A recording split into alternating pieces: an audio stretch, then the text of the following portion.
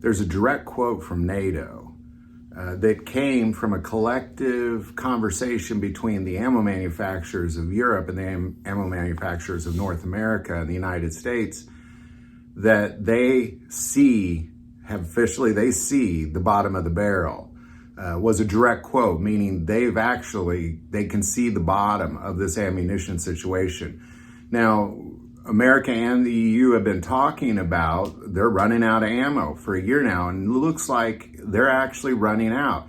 Now, this should greatly concern Americans because we're not even involved in any sort of armed conflict.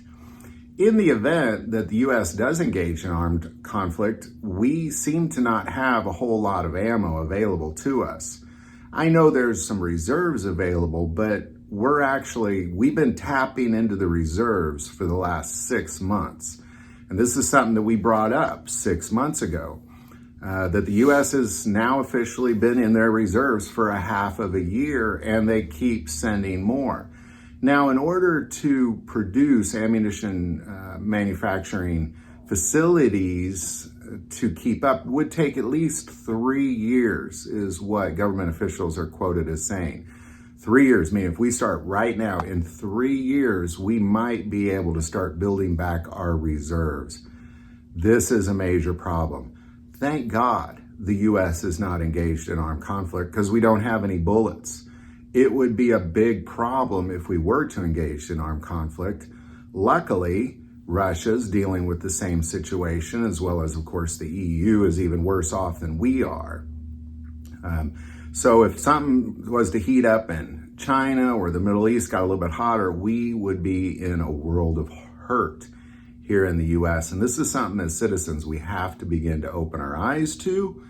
As I've been saying for the last year, and especially the last 6 months, we are running out of ammo, period. NATO, we are at the bottom of the barrel, direct quote. This is a big problem, and we need to be aware of it.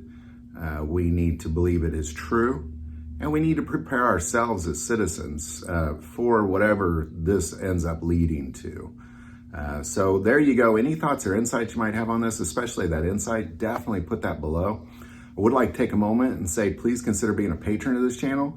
It greatly increases our ability to get our messages out as YouTube continues to suppress those messages. So those links are below. The most important part of this channel, we take prayer requests, and never hesitate to send that in. Thank you for watching this episode of God, Family, and Guns. And as always, love God, love your family, and love guns.